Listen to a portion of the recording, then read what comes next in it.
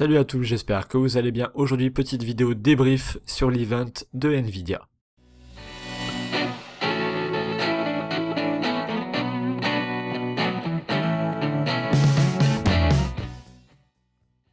Et cet event a déjà commencé par l'arrivée en musique du cofondateur de chez Nvidia, qui est d'ailleurs son PDG actuellement, qui a commencé déjà par saluer la foule et rappeler l'histoire de Nvidia, de leur première carte graphique accélératrice 3D jusqu'à maintenant. Et ensuite, ils se sont attaqués aux choses sérieuses en attaquant par Unsell. Unsell, c'est quoi? Ça va être tout simplement un logiciel de capture d'image in-game créé par Nvidia et qui va être intégré dans les prochains jeux, où on pourra tout simplement prendre un screen dans une scène d'un jeu par exemple, où vous trouverez l'action stylée ou magnifique tout simplement. Vous pourrez carrément bouger la caméra dans la scène histoire de choisir l'angle etc de votre screen. Vous pourrez retoucher l'image de votre screen, vous pourrez par exemple augmenter tout ce qui est luminosité. Il y aura aussi des filtres de couleurs un peu comme sur Instagram. Et vous pourrez enregistrer ça dans une résolution jusqu'à 61 440 pixels par 34 560. Ce qui est énorme tout simplement. Et on pourra même faire des screens en 360 degrés. Devinez évidemment dans quelle utilisation cela va être utile. Tout simplement si vous voulez regarder votre screen via un casque de VR par exemple, comme l'HTC Vive, ou par exemple avec votre smartphone, avec un Google Cardboard par exemple. Et ce logiciel va être compatible dans un premier temps avec The Division, The Witness, Witcher 3, Paragon, No Man's Sky, Lost Waker, enfin bref, ainsi qu'un autre jeu dont je n'ai plus le nom en tête. Et d'après ce que j'ai vu sur le Twitter d'Nvidia le lendemain, il faudra au minimum comme carte graphique une GTX de la série 600. Ensuite, ils se sont attaqués à VRWorks. VRWorks, en gros, c'est une suite de logiciels, de moteurs, d'API en fait pour tout ce qui est création de jeux, applications en VR, donc en réalité augmentée. Et le cofondateur a parlé en particulier de deux ajouts, celui de Physics, qui pour moi est quand même quelque chose d'important pour de la VR, car tout simplement Physics, pour ceux qui ne le savent pas, ça gère tout ce qui est par exemple fumée, mouvement d'eau, je sais pas, par exemple le rebondissement d'une balle, enfin ça gère aussi les explosions, toutes ces choses là. Et c'est quand même quelque chose d'important dans ce domaine à mon avis. Et ils y ont aussi apporté dernièrement, et ça ils en sont plutôt fiers, un module audio. Donc VRWorks Audio, ils se sont pas cassés la tête pour le nom, mais qui va en fait gérer le son en VR, en fonction par exemple de vos actions dans le jeu, si vous tournez la tête, etc. L'environnement du jeu, voilà.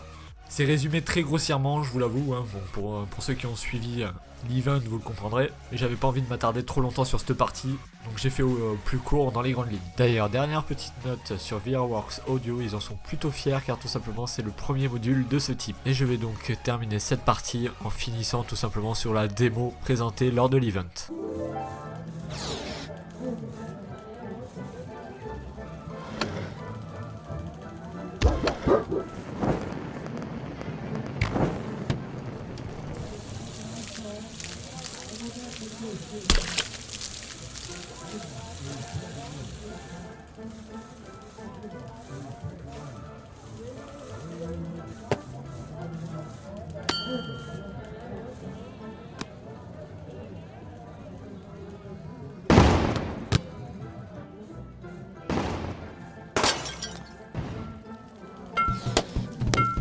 Ils ont ensuite parlé graphisme, en nous rappelant leur avancée dans le domaine, en nous parlant de tout ce qui était effet de particules, HDR, une géométrie beaucoup plus riche, donc ce qu'ils entendent par là, c'est qu'en fait tout simplement les graphismes à la base, c'est plein de petites formes géométriques qui tout simplement forment l'image. Plus ces formes sont nombreuses et petites et plus on a des graphismes qui sont élevés et théoriquement beaux. Et ils ont aussi évoqué tout ce qui est traitement des ombres et autres styles d'effets. En finissant cela donc sur quelques exemples, sur Tomb Raider, The Division et le tout dernier Mirror's Edge, Catalyst, si ma mémoire ne me fait pas défaut.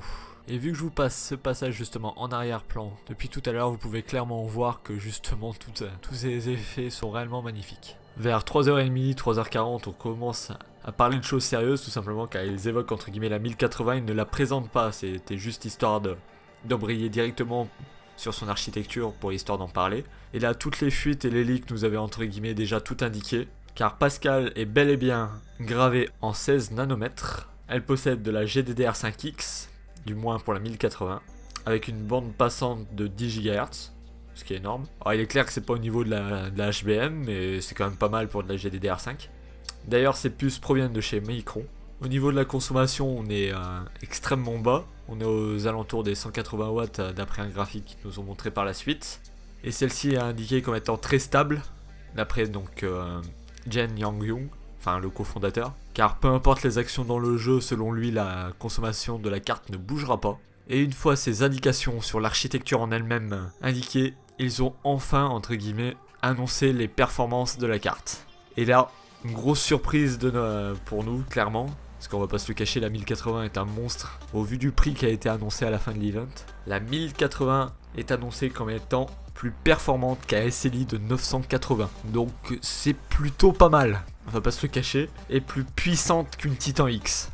Et si je me rappelle bien à ce moment-là, ils nous montraient un graphique nous montrant qu'elle était environ 20-30% plus performante. Donc elle est quand même bien devant. Et ce qu'il y a à retenir de cette partie, c'est que tous ceux qui ont attendu Pascal ont bien fait. Et ceux qui ont acheté une 980 Ti dans les derniers mois sont un peu dans le mal et sont plutôt dégoûtés. En même temps, on comprend pourquoi. Ensuite, il y a eu l'arrivée de Tim Sweeney, donc le fondateur de Epic Games, donc le studio qui est censé développer Paragon, enfin qui développe Paragon d'ailleurs, qui est un MOBA qui va avoir des graphismes plutôt poussés et que beaucoup de monde attend. Et ils ont surtout discuté que dans les grandes lignes, l'industrie du jeu allait pas mal évoluer en termes de graphisme, de moteur graphique, etc. Et du coup, cette petite entrevue s'est terminée sur une animation des personnages de Paragon qui a été calculée par une 1080 justement. Et du coup, ça a permis de nous apercevoir que celle-ci pouvait calculer donc des graphismes plutôt énormes, plutôt facilement. Et à la fin de ce petit bench, entre guillemets, on a eu le droit à voir donc les fréquences de la carte.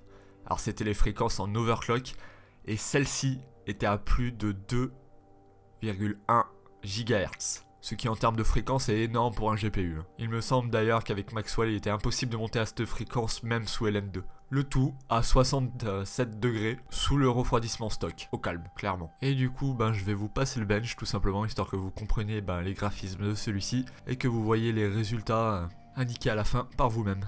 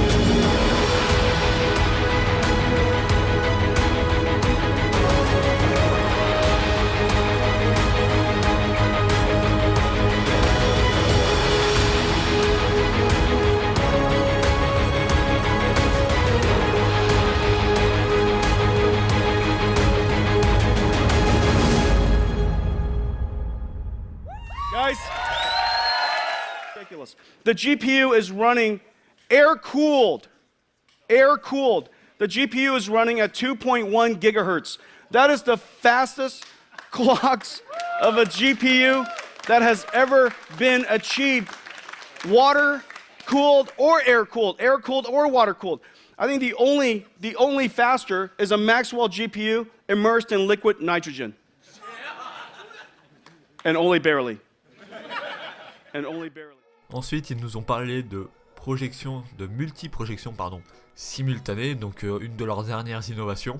histoire de nous remettre de nos émotions des fréquences annoncées justement sur la 1080. Hein, je pense que c'est pour ça qu'ils ont calé cette partie ici. Mais bon, je vais pas rentrer dans les détails techniques parce que honnêtement j'ai pas très bien compris ce passage. Mais en gros, l'image va être scindée en plusieurs parties et va être calculée en une seule passe à la fois, ce qui va éviter les phénomènes de distorsion. Et ça va être principalement intéressant en mode surround, car avant, par exemple quand on jouait en 3 écrans, les écrans sur les côtés, plus on s'écartait justement sur la droite et sur la gauche, et plus il y avait un phénomène de distorsion dans l'image. Ça maintenant, ça va être corrigé tout simplement avec ce mode là. Et ils ont aussi intégré ça à la VR, tant qu'à faire au passage. Et comme justement ils ont intégré une sorte d'encodage en un seul passage, donc sur cette innovation, ça va avoir aussi un grand intérêt en VR.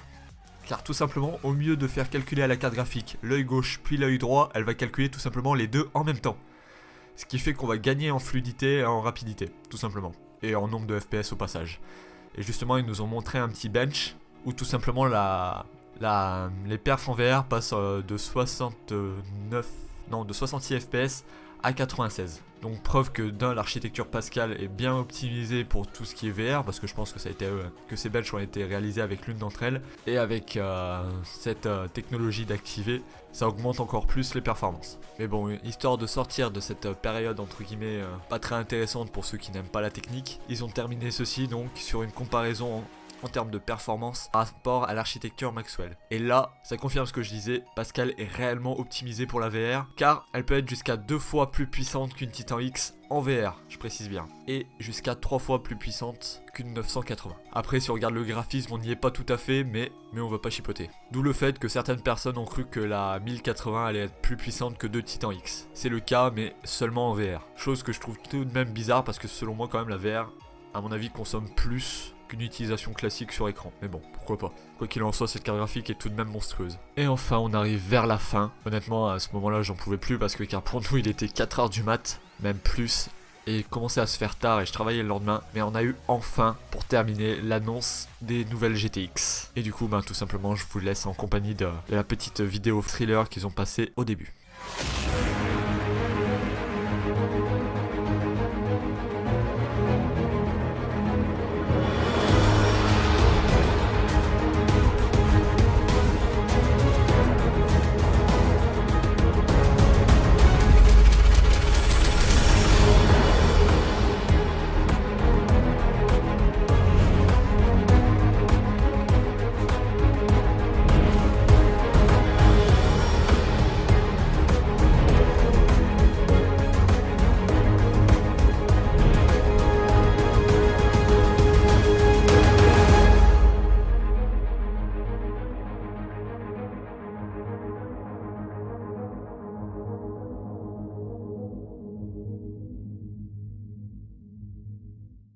Et là on a pu tout simplement voir la 1080 avec son nouveau système de refroidissement qui va être équipé donc d'une chambre à vapeur pour améliorer un petit peu les performances. Vu que la carte pourra passer de ses 1733 MHz de base à plus de 2000-2100. Elle est gravée en 16 nanomètres, elle a 2560 CUDA-core, 8 Go de GDDR5X, elle aura une puissance de calcul monstrueuse de 9 teraflops, voilà. Elle aura donc 3 DisplayPort 4K 120 Hz, un HDMI 4K 60 Hz, ainsi qu'un DVI, tout ce qu'il y a de plus classique. Et celle-ci n'est alimentée que par un simple 8 pins.